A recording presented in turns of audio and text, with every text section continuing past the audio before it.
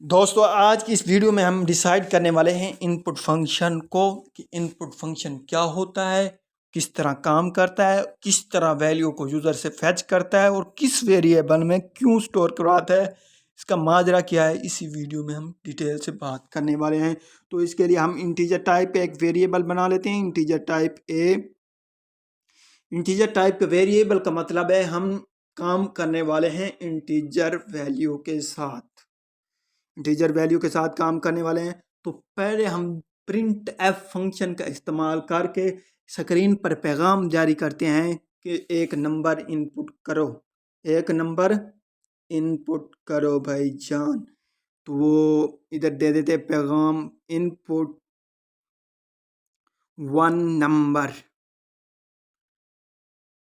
Next line escape sequence का इस्तेमाल करेंगे। ये जो कर्सर ब्रिंग कर रहा है ये आएगा नेक्स्ट लाइन में, इसलिए नेक्स्ट लाइन इसकेप सीक्वेंस का इस्तेमाल किया है। फिर आएंगे हम जब यूज़र के सामने ये पैगाम जाएगा कि इनपुट 1 नंबर, तो इसका मतलब है भाई कोई यूज़र एक ना एक इनपुट देगा, कोई ना कोई नंबर लिखेगा।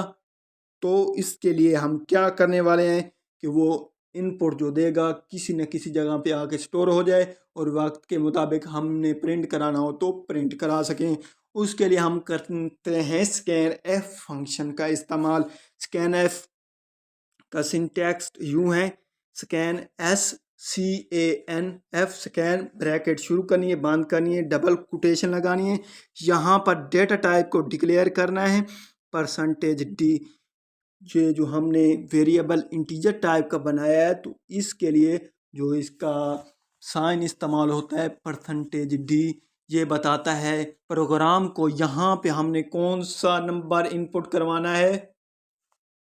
%d का मतलब है इंटीजर वैल्यू को प्रिंट करवाना है। फिर हमेशा इसके बाद लगाना है कोमा, फिर एड्रेस ऑपरेटर का इस्तेमाल करना है। एड्रेस ऑपरेटर का क्यों इस्तेमाल करना है? जब भी हम इंटीजर वैल्यू के साथ काम कर रहे होंगे तो हमने एड्रेस ऑपरेटर का इस्तेमाल करना है। अगर कैरेक्टर के साथ काम कर रहे हैं तो उसके लिए लाजमी नहीं है, लेकिन कर सकते हैं, वो ऑप्शनल होता है, नहीं भी कर सकते। लेकिन यहाँ पर लाजमी होता है एड्रेस, जब इंटीजर की वैल्यू को स्कैन कर रहे होते हैं, यूज़र से फैच कर रहे होते हैं, तो एड्रेस ऑपरेटर का इस्तेमाल करना लाजमी होता है। ये जो शक्ल में दिखाया जा रहा है इसको ही एड्रेस ऑपरेटर कहते हैं। तो फिर किस वेरिएबल में हमने स्टोर करवाना है इसको? वेरिएबल ए में, जो हमने पहले डिक्लेयर किया है। ये हमने डिक्लेयर किया है, यहाँ पर हमने आगे इसको लिखा है कि जो वैल्यू यूज़र इनपुट करेगा उसको आके इसमें स्टोर करवा देना है। अब हमें ज़रूरत पड़ गई है कि जो हमने स्टोर कराई है उसको वापस देखना चाहते हैं, तो उसके लिए कौन सा फंक्शन इस्तेमाल करेंगे, कौन सा स्क्रीन पर प्रिंट कराने के लिए कौन सा फंक्शन इस्तेमाल करेंगे? इसके लिए करते हैं प्रिंट एफ का फंक्शन। तो इसके लिए प्रिंट एफ का फंक्शन इस्तेमाल कर दिया। फिर हम इधर देंगे your input number is, input number is कौन सा है, इज इक्वल का साइन %d लगाना है। क्या लगाना है? %d। फिर क्या करना है? %d के बाद फिर इधर आना है, कोटेशन के बाहर निकलना है। इधर जिस वेरिएबल में हमने वैल्यू को स्टोर करवाया था, किस वेरिएबल में स्टोर करवाया था? वो था इंटीजर टाइप का और ए वेरिएबल था। यहाँ पे हमने आके लिख देना है ए, यानी जो वैल्यू स्टोर हुई है ए में और उसी को हमने करना है प्रिंट। तो अब करते हैं रन। जो बची खुटी बात आपको समझ में नहीं आई वो आ जाएगी अभी। तो रन किया हमने तो आ गया।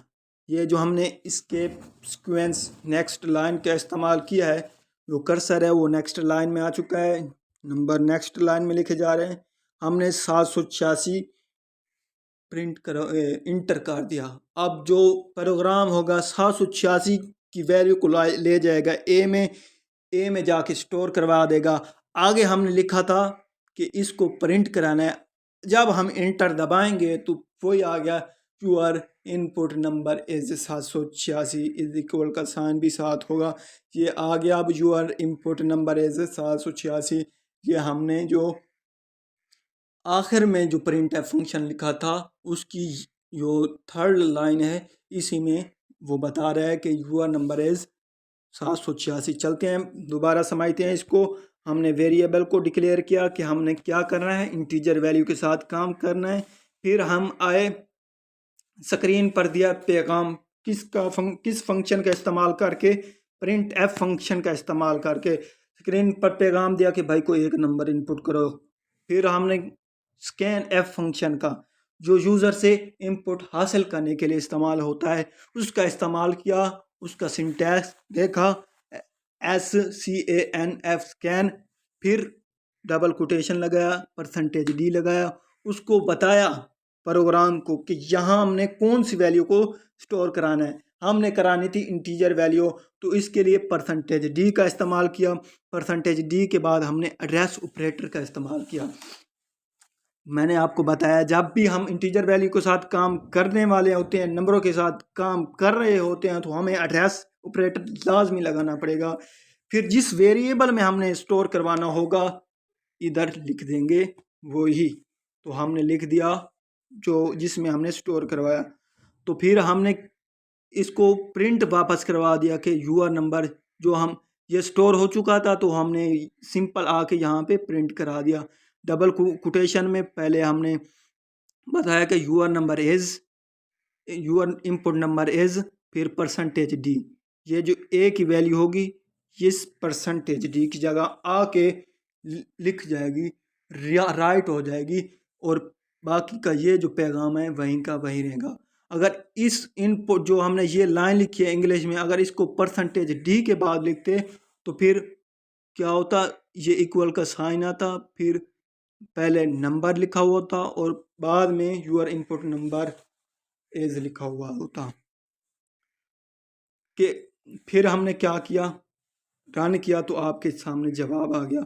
अगर मिसाल के तौर पर हम इधर कर देते हैं बी, तो अब प्रोग्राम देगा एरर, सही तरीके से काम नहीं करेगा, क्योंकि हम जो वैल्यू हमने किसी वेरिएबल वी को ना डिक्लेयर किया ना इसमें कोई वैल्यू स्टोर करवाई, इसलिए ये दे रहा है पे एरर।